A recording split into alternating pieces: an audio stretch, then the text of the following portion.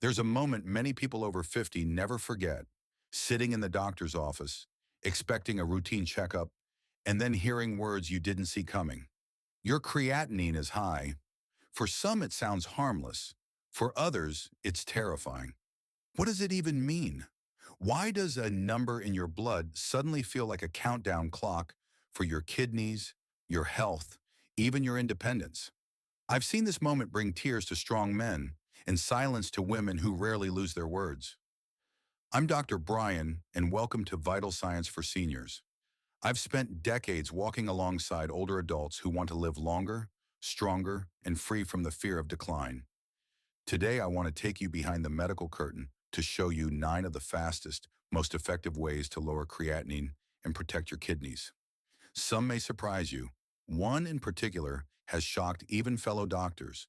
When I think of the healing power of food, omega-3 fatty acids are one of the first that come to mind. If creatinine levels are like a warning light on the dashboard of your health, then omega-3s are like the mechanic who gently adjusts the engine, easing the strain before a real breakdown happens. Inside your body, especially as you grow older, your blood vessels and kidneys face silent battles every day. High blood pressure tightens those vessels like a garden hose with too much water pressure. Cholesterol and triglycerides, if unchecked, lay down sticky plaques along the vessel walls, narrowing the passageways. Inflammation, often invisible, acts like a slow-burning fire that scars the delicate filtering tissue of your kidneys. The end result? Kidneys under siege, struggling to filter waste, and creatinine levels quietly rising in your blood. This is where omega-3 fatty acids step in, found in fish like salmon, sardines, and mackerel, as well as in plant sources such as flax seeds, chia seeds, and walnuts.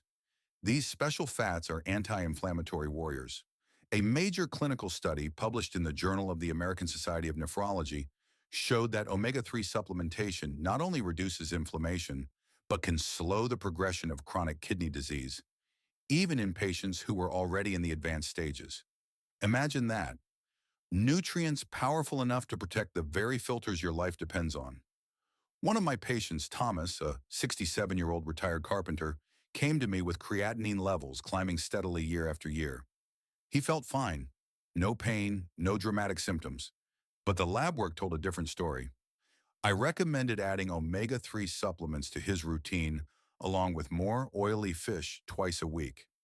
6 months later, his labs showed not just a stabilization, but a slight drop in creatinine. More importantly, his blood pressure came under better control, and he told me he finally felt more energy during the day. He said, "Doc, it feels like someone turned off the slow leak in my system." Now, a word of caution. More is not always better. While omega-3s are deeply beneficial, high doses can thin the blood, which is dangerous if you're on certain medications or have a history of bleeding. The general guideline is 250 to 500 milligrams of combined EPA and DHA per day for most adults. But always consult your doctor before starting, especially if you already have kidney disease or are taking blood thinners. If you're plant-based, don't despair. While flax seeds and chia seeds give you ALA, your body still needs EPA and DHA, the forms most effective for kidneys. In that case, algae-based omega-3 supplements can be a wonderful alternative. I often tell my patients, think of omega-3s not as a miracle pill, but as part of a daily pattern of nourishment. Incorporate fish when you can, sprinkle seeds onto your breakfast, add walnuts to your snacks. Each bite is a small act of protection, a gentle hand on your kidneys saying, "I've got you." Your kidneys may be small organs, but they filter nearly 50 gallons of blood every single day. When you give them omega-3s, you're not just lowering creatinine, you're lowering the hidden risks that pile up with age, the risks that rob people of their freedom too soon. Sometimes the foods that surprise us the most are the ones that do the quietest work inside the body. Shirataki noodles are a perfect example. At first glance, they look almost too simple. Translucent, slippery strands often sold in little packets near the tofu section. Yet for anyone looking to lower creatinine and protect kidney health, these so-called miracle noodles can be an unexpected ally. What makes them so special? Unlike traditional pasta or rice, shirataki noodles contain almost no calories, no protein, no phosphorus, and no potassium. That might sound unremarkable, but to a kidney, it's like a gift. Remember, one of the biggest burdens for damaged kidneys is having to filter excess protein waste, high levels of phosphorus, or the potassium that can build up in the blood. Every time we overload those systems, creatinine rises as a byproduct. Shirataki noodles give your body the comfort of a filling meal without asking your kidneys to pay the price. The magic lies in a fiber called glucomannan. This soluble fiber expands in the stomach, soaking up water and creating a sense of fullness. But inside your system, it does even more. Studies have shown that glucomannan can slow the decline of kidney function in people with chronic kidney disease. Some patients in stage 3 and 4 CKD who added glucomannan to their diet actually saw creatinine stabilize, or even dip lower over time. That's remarkable when you consider how few dietary changes can produce measurable lab results. I remember Maria, a 72-year-old grandmother who loved her pasta dinners. When her doctor told her that high creatinine meant she needed to cut back on traditional noodles and rice, she felt devastated. Food, after all, is not just about nutrition, it's about joy, family, tradition. We talked about shirataki noodles as an alternative. At first, she was skeptical, but she gave it a try, rinsing and boiling them as recommended. She sautéed them with garlic, olive oil, and fresh vegetables. It felt like my old meals again, she told me with a smile. And the best part? At her next checkup, her creatinine had dropped slightly.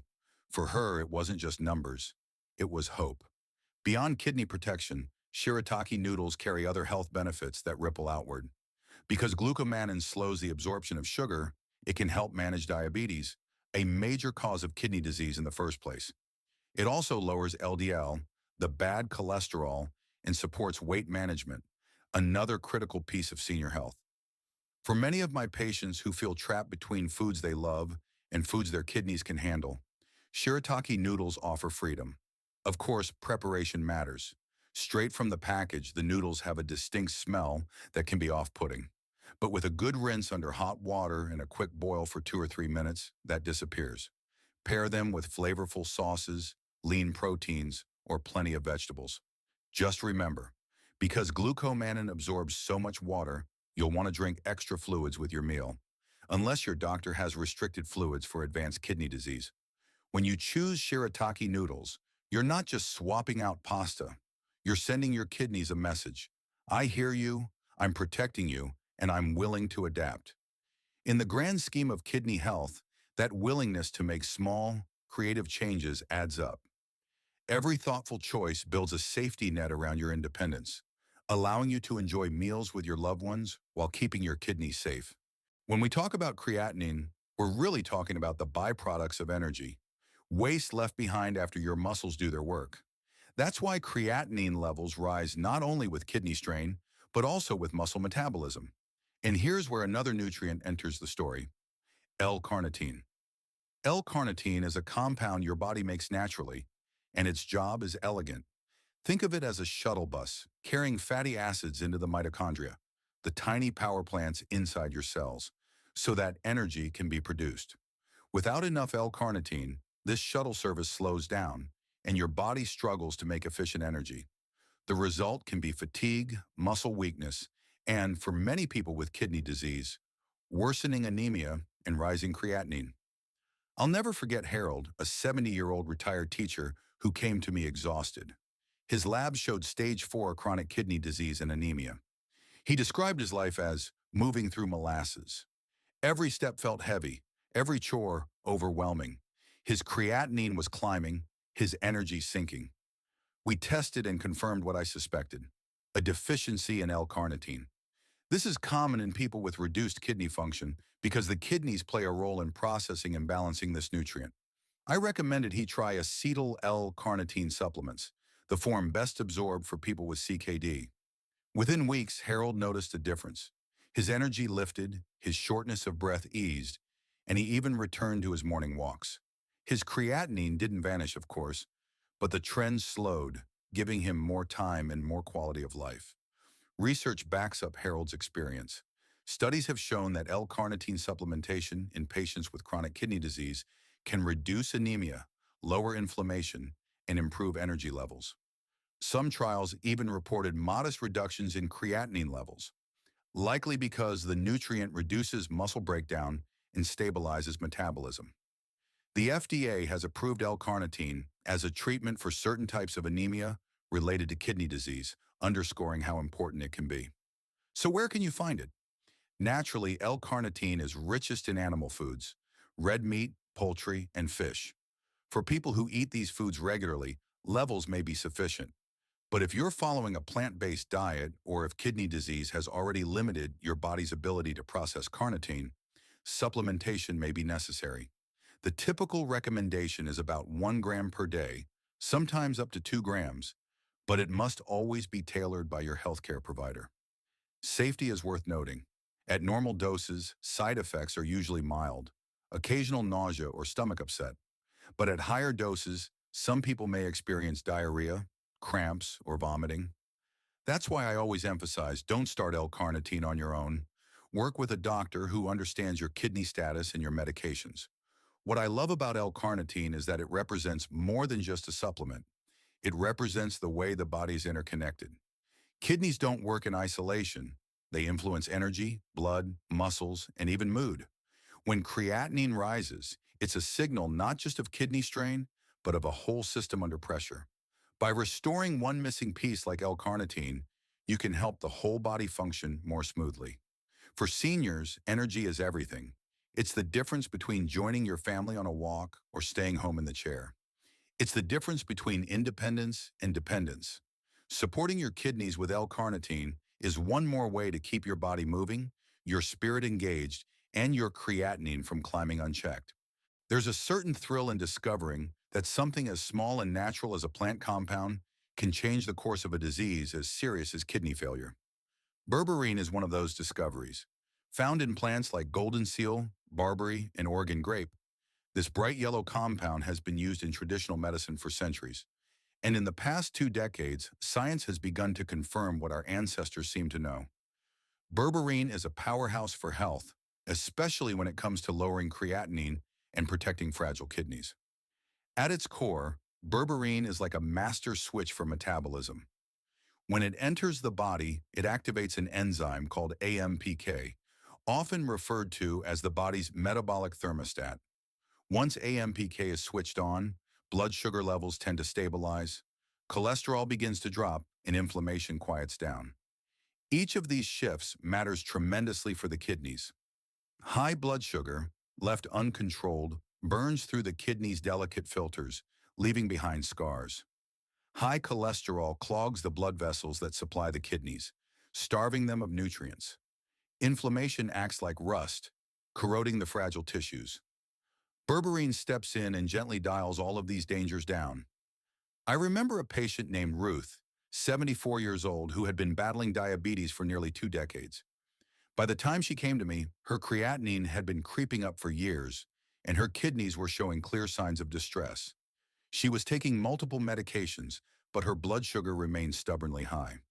Together, we explored natural adjuncts, and with her primary doctor's approval, she began taking berberine, 500 milligrams twice daily with meals. The results were stunning. Within 3 months, her fasting blood sugar dropped by nearly 30%. Her cholesterol numbers improved, and most encouraging of all, her creatinine stabilized instead of rising. She told me with tears in her eyes, "I finally feel like I'm not losing ground." Research echoes Ruth's experience. Clinical trials have shown that berberine can lower blood sugar as effectively as some prescription drugs, reduce cholesterol by as much as 50 mdul, and in kidney patients, even bring down elevated creatinine. These are not small victories. For seniors facing the fear of dialysis, each point of creatinine held steady as a piece of life preserved. Berberine isn't without caveats. Because it influences metabolism so strongly, it can interact with medications, especially those for diabetes or high blood pressure. Some people experience mild digestive side effects, cramps, constipation, or diarrhea, particularly when they first start. That's why I often suggest beginning with a lower dose, letting the body adjust, and then working upward. The most common effective range is between 500 and 1,000 milligrams per day, divided into 2 or 3 doses with meals to enhance absorption and reduce stomach upset. To me, berberine represents something bigger than just a supplement. It's proof that nature often holds keys we've only begun to understand. For kidneys struggling under the weight of modern life, too much sugar, too much salt, too much pressure, berberine offers relief. It doesn't replace medical care, but it adds a layer of protection, a chance for balance to return. When patients ask me why I recommend it, I tell them this: because kidney disease is not just about one number on a lab test. It's about a system slowly wearing down, and anything we can do to ease that wear matters. With berberine, we're not just lowering creatinine, we're helping restore a rhythm of health that keeps seniors strong enough to live the lives they love. Sometimes the simplest answers are the most powerful. Water, clear, tasteless, and often overlooked, remains one of the strongest allies your kidneys have. It may not come in a pill bottle or with a prescription label, but for many people struggling with high creatinine, the act of drinking the right amount of water can make all the difference. Think for a moment about what your kidneys do. They're not just filters, they're life's custodians, sifting through your blood 24 hours a day, every day, removing waste, balancing minerals, regulating blood pressure. To do that, they need fluid, like a river that carries debris downstream. When you don't drink enough, that river slows, waste accumulates, and creatinine begins to rise. For someone already living with kidney disease, dehydration can push fragile kidneys into crisis. But here's the twist. In advanced kidney disease, especially stages 4 and 5, or for those on dialysis, drinking too much water can also be dangerous. The kidneys lose their ability to excrete excess fluid, leading to swelling, high blood pressure, and even heart strain. That's why water isn't just about quantity, it's about balance. For healthy adults, 8 to 10 glasses a day is a general guideline. But for someone with kidney disease, the right amount must be personalized, tailored to lab results, blood pressure, weight, and individual needs. One of my patients, Leon, was a 69-year-old widower who prided himself on his independence. His creatinine had been inching upward, and he admitted he rarely drank water, coffee in the morning, maybe a soda at lunch, and little else. He thought thirst was the only indicator of dehydration. We talked about how older adults often lose the ability to sense thirst, so by the time the signal comes, the body's already running low. I encouraged him to keep a water bottle by his chair and sip steadily through the day. When he returned 3 months later, his creatinine had dropped slightly and his energy had improved. He laughed and said, "Doc, who knew the cheapest medicine was sitting right on my kitchen counter?" The science supports Leon's experience. Studies show that adequate hydration helps flush creatinine and other toxins more efficiently through urine. It also improves blood flow to the kidneys, ensuring they get the oxygen and nutrients they need to function. For many seniors, this simple step, drinking enough water, can be as effective as expensive treatments in easing kidney strain. Still, I caution my patients, hydration doesn't mean drowning your system. More is not always better. The goal is steady, gentle support, not overload. If your doctor has told you to restrict fluids, follow that guidance closely. For others, especially those in the earlier stages of kidney disease, water can be a lifeline. Choose it over sugary drinks, which damage kidneys through diabetes and weight gain, and over sodas, which often contain phosphates that worsen kidney function. I often describe it this way. Imagine your kidneys as a pair of hardworking dishwashers. If you run them without enough water, the dishes come out dirty, residue sticks, and over time, the machine breaks down. But if you flood the dishwasher beyond its capacity, the motor strains, leaks develop, and damage still occurs. The key is the right flow, steady and balanced. Water may not have the glamour of new supplements or the excitement of breakthrough drugs, but its impact is profound. Every glass is a quiet act of protection, giving your kidneys the environment they need to do their job. For seniors navigating the delicate balance of kidney health, sometimes the greatest power comes not from what's added, but from what's restored, the simple, sustaining flow of life itself. There's a popular belief that protein is always good, that the more you eat, the stronger and healthier you'll be. For younger people, athletes, or those building muscle, that may hold some truth. But when it comes to aging kidneys, the story shifts dramatically. Too much protein can become a hidden villain, silently raising creatinine and placing enormous stress on an organ already struggling to keep up. Here's why. Every bite of protein you eat, whether from a steak, an egg, or even a piece of cheese, is broken down into smaller parts your body can use. But in the process, waste products are created. One of those waste products is creatinine. For a healthy young person, the kidneys sweep it out without trouble. But in someone whose kidney function is reduced, that extra workload builds up like heavy boxes piling on a conveyor belt. Eventually, the system falters, and blood creatinine levels rise. I remember one of my patients, Howard, a 72-year-old retired carpenter. He loved his barbecue ribs and his morning omelets. When his lab work showed steadily increasing creatinine, his first words to me were, "Doc, don't tell me I can't have my meat." We had a long conversation about balance, not deprivation. I explained how red meats like beef and pork, though tasty, are particularly hard on kidneys because of their high protein density and compounds that further strain filtration. Instead of focusing on what he had to cut, I guided him toward what he could enjoy: beans, lentils, small portions of fish, and even plant-based protein powders. Within 6 months, Howard's creatinine stabilized. He told me, "I never thought I'd enjoy lentil soup, but now I look forward to it." Research supports what Howard experienced. Numerous studies have shown that lowering protein intake can reduce the progression of chronic kidney disease. In fact, one landmark study demonstrated that patients who followed a lower protein diet had significantly slower declines in kidney function compared to those eating freely. The reason is simple: less protein in, less creatinine out, less stress on the kidneys. But here's the nuance. We don't want protein to fall too low either. Seniors need protein for muscle maintenance, immune function, and wound healing. The key is not eliminating it, but choosing the right kinds and amounts. Generally, plant proteins are gentler on the kidneys.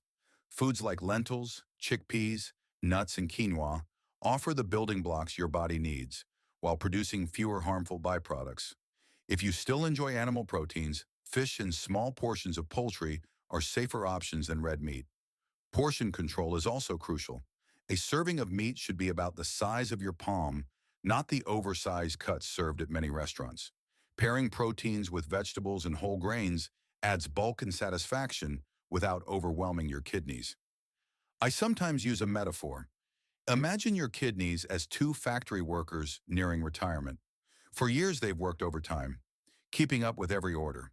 If you keep loading them with heavy shipments, like piles of red meat, the workers eventually collapse. But if you lighten the load, send smaller, easier packages, like beans, tofu, or fish, they can keep working steadily, even if at a slower pace for many more years. For seniors worried about high creatinine, reducing protein isn't about sacrifice. It's about strategy. It's about preserving kidney energy, giving those organs breathing room to keep going. The reward isn't just a lower lab number, it's more years of independence, more mornings without dialysis, more freedom to live life on your own terms. When people first hear me say, "Too much exercise can raise your creatinine," they look at me with disbelief. We've all been told that exercise is the holy grail of health, that the more you push your body, the better you'll feel. And in many ways, that's true. Movement keeps the heart strong, the bones resilient, and the mood balanced. But when it comes to protecting your kidneys, intensity is not always your friend. Let's start with the science. Creatinine doesn't only come from the foods we eat, it also comes from our muscles. Whenever muscles break down energy during exercise, creatinine is produced as a byproduct. For younger, healthy kidneys, this is not a problem. They flush it out quickly. But for older adults, especially those with kidney disease, intense workouts can flood the bloodstream with creatinine faster than the kidneys can clear it. The result is higher blood levels, giving the impression that kidney function is worse than it truly is, or in some cases actually stressing the kidneys further. I'll never forget a woman named Teresa, 65, who had recently retired and wanted to reclaim her health. Inspired by fitness videos, she started doing daily boot camp classes, jump squats, push-ups, heavy weights. She lost some weight, but when her lab results came back, her creatinine had jumped alarmingly. She was devastated, convinced her kidneys were failing. When we traced the timeline, it became clear. The spike happened right after she had dramatically increased her workouts. We adjusted her routine to gentle walking, light resistance bands, and chair yoga. 3 months later, her creatinine returned closer to baseline. She smiled and said, "I thought slowing down meant giving up. Turns out it gave me back my balance." This is the heart of the matter. Movement is essential, but intensity must be tailored to your stage of health. For kidney protection, moderate activity is ideal. 15 to 30 minutes of walking, cycling on a gentle setting, tai chi, or even dancing in the living room. These kinds of exercise improve circulation, help control blood sugar and blood pressure, and reduce inflammation, all of which benefit the kidneys. And unlike grueling workouts, they don't flood the body with creatinine. The research backs this up. Studies have shown that moderate exercise improves outcomes for people with chronic kidney disease. It reduces fatigue, boosts quality of life, and can even slow the progression of the disease. But heavy, high-intensity workouts do the opposite, raising creatinine and sometimes even causing temporary muscle injury that worsens the kidney's burden. I like to frame it this way. Think of your body as a car. In your 20s, you could slam the accelerator, race down highways, and still trust the engine to recover. But in your 60s or 70s, you want to preserve that engine for the long haul. Gentle cruising, steady pacing, that's what ensures the car lasts. The kidneys are part of that engine. Overwork them, and they'll wear down quickly. Protect them, and they'll keep you moving for years. The goal is not to abandon exercise, but to redefine it. Exercise for longevity, not for records. Exercise for kidney health, not for competition. Celebrate the daily walk, the stretching session, the garden work. Each gentle movement is a way of telling your kidneys, "I'm giving you what you need without asking too much in return." When I see seniors embrace this approach, their faces light up, not with exhaustion, but with joy. They discover that exercise can feel nourishing instead of punishing. And in that shift, they not only protect their kidneys, but also reclaim a healthier, more sustainable rhythm of life. Salt is one of those quiet enemies that sneaks into our lives disguised as comfort. It's in the soup that reminds you of home, the bag of chips you reach for during a lonely afternoon, the restaurant meal that tastes so satisfying. But what most people don't realize is that too much salt doesn't just raise blood pressure, it slowly chips away at kidney health, making it harder for your body to control creatinine and filter waste. Here's the science made simple. Sodium, the key element in salt, changes how your kidneys handle water. When there's too much sodium in your system, your body holds on to extra fluid. This increases blood volume, raises pressure inside the blood vessels, and forces the kidneys to work overtime.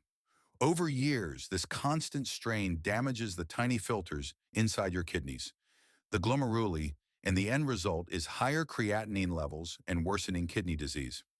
I once cared for a patient named Evelyn, 78, who prided herself on cooking every meal at home. She was shocked when I told her sodium intake was still dangerously high. How could this be? She wasn't eating fast food, rarely touched chips, and never added extra salt at the table. Together, we looked at the labels on her healthy canned soups and whole grain breads. Every serving carried a sodium punch she didn't even realize she was getting. Within months of switching to fresh vegetables, homemade soups, and unsalted seasonings, her blood pressure dropped, her ankles stopped swelling, and her creatinine began to stabilize. She laughed and said, "I thought salt was just about taste. I didn't know it was silently stealing my health." The numbers are staggering. The average adult eats more than 3,400 milligrams of sodium per day, far above the recommended 1,500 to 2,000 milligrams for those with kidney concerns. That difference may not sound like much, but day after day, year after year, it's enough to accelerate damage. So how do you begin cutting back without feeling deprived? First, be mindful of hidden sources. Processed foods, canned soups, frozen dinners, and restaurant meals often pack more sodium than you'd ever add at home. Even items marketed as healthy can be loaded with salt to preserve flavor. Second, learn the art of seasoning differently. Herbs like rosemary, thyme, and basil add depth without sodium. Citrus juice and vinegar can brighten a dish just as well as salt. Garlic, onion, and pepper bring natural flavor that satisfies cravings. Many of my patients discover that once they reduce salt, Their taste buds adjust within weeks. Suddenly, foods taste richer, more real. There's also a psychological shift that happens. When you're intentional about reducing salt, you begin to see food not just as comfort, but as medicine. Every fresh tomato you slice, every pot of herbs you add to your dish, becomes an act of self-care for your kidneys. The benefits go far beyond lowering creatinine. Reducing salt lowers blood pressure, reduces swelling in the legs, and decreases the risk of heart attacks and strokes, all of which are closely linked to kidney disease. I often tell patients, your kidneys are like a sponge. Salt squeezes that sponge tighter and tighter until it can no longer soak up what it needs. Remove the salt and the sponge can breathe again. For seniors, making this change may feel small, but it's one of the most powerful, tangible ways to take control. With every meal seasoned wisely, you're protecting the very organs that allow you to stay free, independent, and vibrant. When people think about their kidneys, they don't usually think about their gut. The two seem worlds apart. One filters blood, the other digests food. But in reality, they're deeply connected in what researchers call the gut-kidney axis. When your gut is healthy, it helps your kidneys carry less of the toxic burden. When your gut is unbalanced, harmful bacteria produce more waste products that your kidneys then have to strain to remove, raising creatinine levels and accelerating kidney damage.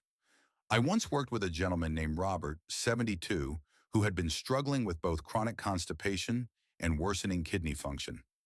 He thought the two problems were unrelated, but after introducing a kidney-friendly gut health plan, more fiber from whole grains and vegetables, probiotic-rich foods like kefir and sauerkraut, and gentle hydration, his digestion improved dramatically.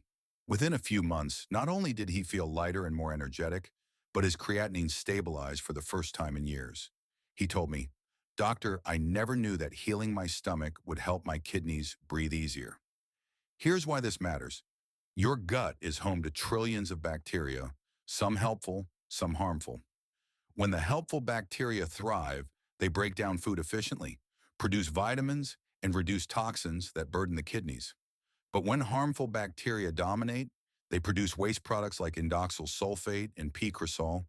These toxins enter the bloodstream, circulate to the kidneys, and pile on extra work, often raising creatinine. So how do we improve gut health in ways that protect the kidneys? One key is fiber.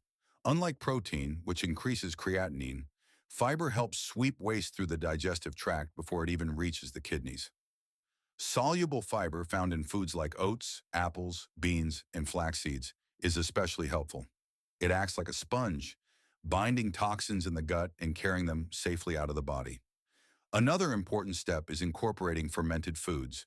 Yogurt with live cultures, kefir, sauerkraut, kimchi, and kombucha provide probiotics, healthy bacteria that restore balance in the gut microbiome.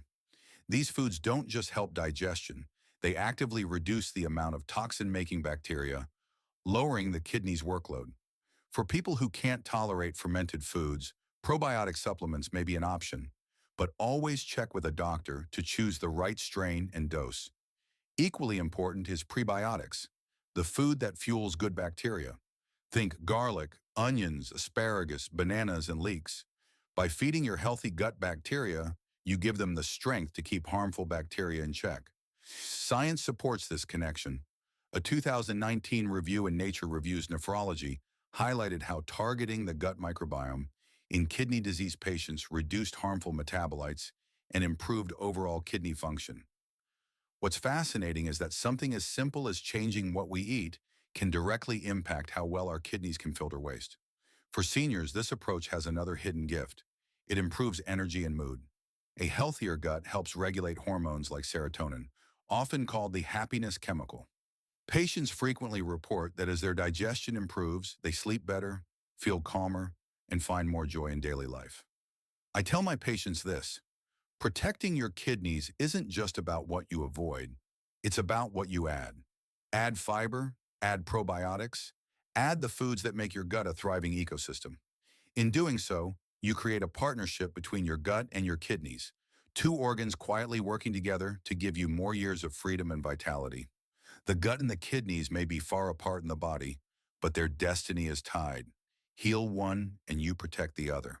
We've walked through 9 powerful, science-backed ways to lower creatinine and protect your kidneys. Foods, supplements, hydration, and lifestyle choices that are practical and within your reach. Remember, small changes practiced daily create the greatest transformation. Your kidneys are not just numbers on a lab test. They're guardians of your independence, your energy, your future. I'm Dr. Brian, and I believe with the right knowledge and action, you can slow kidney disease and reclaim your health. Always consult your doctor before making changes. And if this helped you, please share, subscribe, and keep walking this journey with us.